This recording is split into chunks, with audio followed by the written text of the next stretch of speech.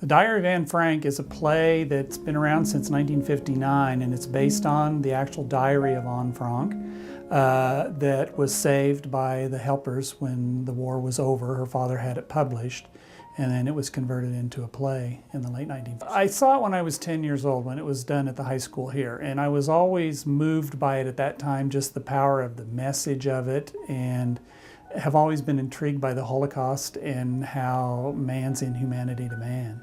And this personifies that. It puts a face on that evil and what people actually had to do to survive. There's a message of hope there. It runs through the whole roller coaster of emotions and sadness and anger and despair and rejection and then ultimately love and hope, you know, but it takes you through all of those at one point or another throughout the whole play. Casting any show is always a challenge because you never know who's going to show up. We scheduled the auditions on August 4th, which was the 70th anniversary of them being discovered in the annex, and so I thought that was significant. But I had planted a seed with a few people that I wanted to see come to auditions, and when I got there, all the right bodies showed up. It was just amazing. The cast is starting to fall in love with these characters because they're all based on real people. We can go back and study them, see pictures of them, and so they're all are becoming attached to the characters.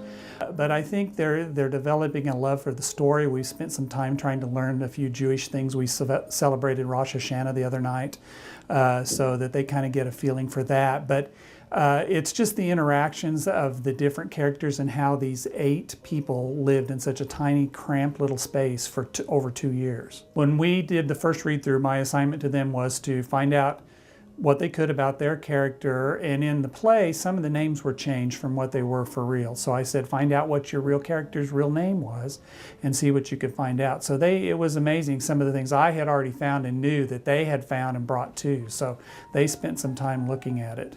I think probably the quote of Anna's is the best one: in spite of everything, I still believe there's good in people.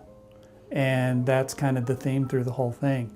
We hold out that hope that something's going to happen and going to rescue them, and ultimately that doesn't happen.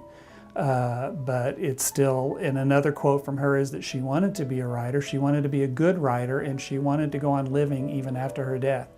And she has, and through this, the diary itself being published, and then this play, her story is being told again. Somebody asked me, we were working where I came up with the idea, and I'm not sure exactly where it came from, but the whole design is in the shape of a Star of David. I knew we were needing to have something that was small and confined because the annex was. And after I got looking at other pictures that I'd seen of other sets that had been done, and then it suddenly hit me, that kind of looks like a star.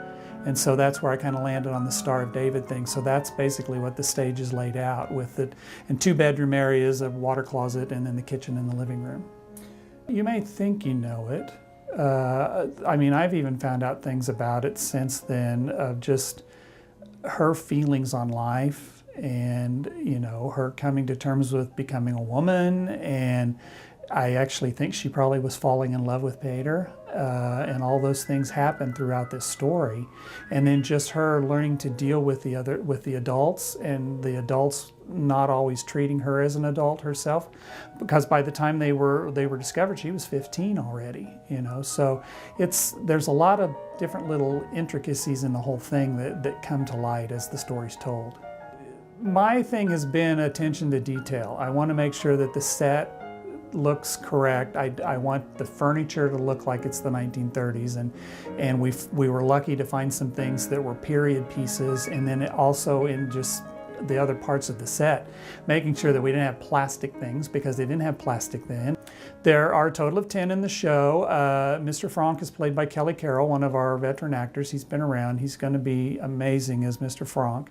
The 2 helpers are Meep Geese, who is being played by Barbara Gregg, and Mr. Crawler's being played by Miguel Coca. So those are kind of the 3 that survived the whole story. The mother, Mrs. Frank, is being played by Rachel Turner, another one we've seen in various shows at the Depot. The sister, Margaret, is being played by Carissa DeVos, a high school student. And then Anna Frank is being played by Brittany Habiger. She's been around, she's done a couple of shows at the Depot, but kind of surprised us when she came in for auditions. She's perfect.